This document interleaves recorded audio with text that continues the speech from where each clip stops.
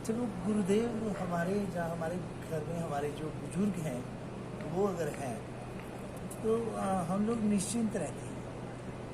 वो है एक आसन महाराज जी के हम लोगों से अलग होना चाहिए। बहुत अच्छा है। हाँ, इनकी स्वभाव है। हाँ, इनकी स्वभाव है, मैं परिचित हूँ। नहीं नहीं बहुत अच्छा, लेकिन फिर भी ना ठीक है, सब बढ़िया है। तो ऐसे ही कहते हैं कि जो बुजुर्ग जब पिता हमारे घर में होते हैं तो जो बच्चे होते हैं वो ज़्यादा चिंता नहीं करते हैं, ज़्यादा चिंता नहीं करते हैं। आनंद आता है, मस्ती में रहते हैं। ऐसा जब कोई अपना बड़ा हमारे सर पे रहता है तो बड़ा फर्क पड़ता है। और उनके रहने से क्या होता है कि हर प्रकार का सुरक्षा महसूस करता है बुजुर्गों की वजह से। मतलब जिनको हम बड़ा मानते हैं, जिनको भी, चाहे गुरुदेव हो, चाहे हमारे माता पिता हो, चाहे जो भी हमारा एक मित्र भी हो सकता है जिसे हम प्यार करते हैं, मानते हैं, लेकिन वो उसे बड़ा मानते हैं और उसकी बात पे गौर करते हैं और मानते हैं। तो ऐसा अपने जीवन में, हम लोगों के जीवन में जब अपना कोई बड़ा हमारे सिर पे होता है कोई भी, तो व्यक्ति उनके सिर पे अपने घर से बाहर चला जाता है, उनकी वजह से घूमता है फिरता है, क्योंकि उसे मालूम है वो है, चिंता नहीं है। मतलब घर में कोई परेशानी नहीं होती है, उसको मालूम है। ऐसे ही हमारा इष्ट देव एक अपने जीवन में ना निर्धारित होना चाहिए। इष्ट देव, हाँ, निश्चित होना चाहिए। वो इष्ट देव के बारे में भी बड़ी अवधारणाएं हैं बहुत सारी कि इष्ट देव मैंने क्या, और बहुत सारे लोगों का ऐसा मन है, पूछते भी हैं कि गणेश जी को पूजें, माँ भगवती को पूजें, भगवान नारायण हैं, भगवान कृष्ण हैं, प्रभु श्री राम हैं, ऐसे ऐसे सब भगवान के विषय में या देवी देवताएं हैं। तो क्या हम अगर इष्ट देव किसी को अपने हृदय में धारण करते हैं तो क्या इनका क्या होगा, इन देवी देवताओं का? क्योंकि हम लोग सनातनी हैं, तो सनातन का मतलब होता है कि बहुत अंतर के भाव वो उस प्रभु को जो हमारा इष्ट देव, तो उस इष्ट देव के साथ हमारे लिए भाव जुड़ने चाहिए। जैसे माला करते हैं, जब वो भाव जुड़ने चाहिए।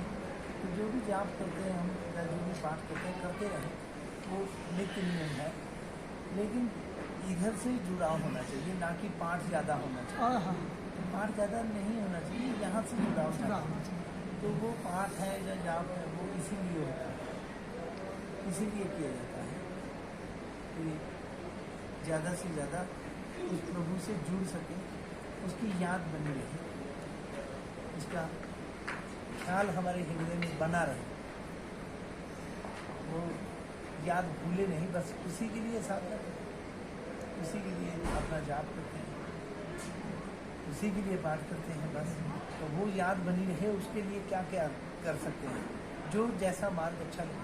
कई लोग सेवा करते हैं, कई लोग झाड़ू लगाते हैं, कई लोग बर्तन मांजते हैं, कई लोग जो है पंगत में पत्तलें जूठी संतोषी उठाते हैं, कोई लोग और कई प्रकार की सेवाएँ ऐसे। तो कुछ भी कर सकते हैं, कुछ भी कर सकते हैं। अपनी अपनी प्रकृति जैसे व्यक्ति की होती है, उसी की तरफ वैसा ही रुझान होता है। कई लोग आंखें बंद करके अपना ध्यान मगन रहते हैं, कई लोग जाप करते हैं, अपना माला लेके जाप करते हैं, अनुष्ठान। कई लोग भगवान का कोई पाठ करते हैं, कि पढ़ करके जो भी पाठ है, जैसे रामचरितमानस का पाठ कर लेंगे, श्रीमद् भगवद गीता जी का कर लेंगे, श्रीमद् भागवत जी का कर लेंगे। ऐसे कई सदग्रंथ हैं, उनका जाप पाठ करते हैं। तो जिसकी जैसी प्रकृति होती, रुचि, वैसे वो आगे कार्य करता है, तो उसकी सफलता उसमें मिलती भी है। और बस ये लगे रहें बस। कई प्रकार के कुछ इस तरह की समस्याएं कह लो, या परेशानियां कह लो, या परीक्षाएं कह लो, वो सामने आती हैं। तो व्यक्ति को उस वक्त क्या करना है?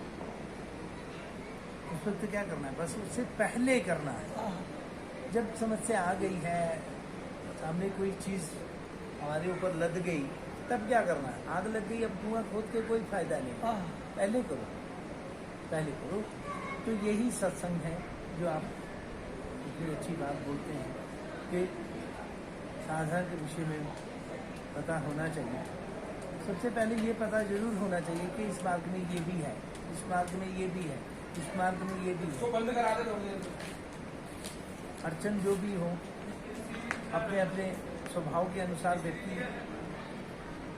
शब्दों का इस्तेमाल करता है कि ये परेशानी है, ये कष्ट है, ये अड़चन है, ये दुख है, ये मेरे को रुकावट है, ऐसा बोलते हैं अपने अपने जैसे स्वभाव होता है। लेकिन वास्तव में ये ऐसा कुछ भी नहीं है नहीं कुछ भी नहीं। जैसे अभी खाना भोजन प्रसाद पाता है व्यक्ति, थोड़ी देर के बाद फिर भूख लगती है, तो अब कोई परेशानी थोड़ी है। ये तो नियम है प्रकृति का और शरीर का धर्म, ये साथ साथ में चलता है। तो इसीलिए ये सारी चीज़ें चलती हैं। और कोशिश यही रहनी चाहिए कि जब भी कभी कोई साधक साधना करने के लिए जब उसका कभी मन करे, तो उसे ये याद रखना चाहिए कि भाई साधना जो कर रहे हैं, पहले लक्ष्य निर्धारित करो, क्या चाहते हो, चाहते क्या हो, क्या पाना चाहते हो, ये पक्का होना चाहिए। अगर ये पक्का हो जाए फिर उसी के हिसाब से भाव बनते हैं। कोई व्यक्ति अपने बिजनेस से संबंधित जाप पाठ करता है, जा करवाता है, किसी को संतान की उत्पत्ति नहीं है, उनके परेशानी है, देवी देवताओं से प्रार्थना करता है और विद्वान ब्राह्मणों से जाप पाठ करवाता है। तो ऐसे भाव अलग अलग होते हैं कि लक्ष्य क्या है, चाहते क्या हो, क्या कामना है। तो कई लोग कहते हैं मेरी इच्छा है कि मैं प्रभु का दर्शन पाऊँ, प्रभु की भक्ति मेरे को प्राप्त हो, भगवान की अनुकंपा हो, आशीर्वाद मिले, उनका कृपा बनी रहे, ऐसा बोलते हैं। बनी हुई है, कृपाएं बनी हुई हैं, आशीर्वाद बना हुआ है, तभी ये मनुष्य चूल्हा मिला है। ये बात समझनी है। ये सत्संग के अलावा और कहीं नहीं मिल सकती। ये सत्संग में ही मिलेगी। किताबों में है, लेकिन किताब बोलेगी नहीं। उसे बोलने वाला कोई महापुरुष होगा, कोई संत होगा, कोई विद्वान होगा। कोई ग्रंथ अपने आप बोलता नहीं, उसमें तो सिर्फ शब्द हैं, उसमें तो सिर्फ ग्रंथों में शब्द हैं। उसे स्वीकार करने वाला व्यक्ति चाहिए। जो स्वीकार करेगा, उसके अनुसार चलेगा, उसे बहुत सारी उपलब्धियां होंगी, बहुत कुछ प्राप्त होगा।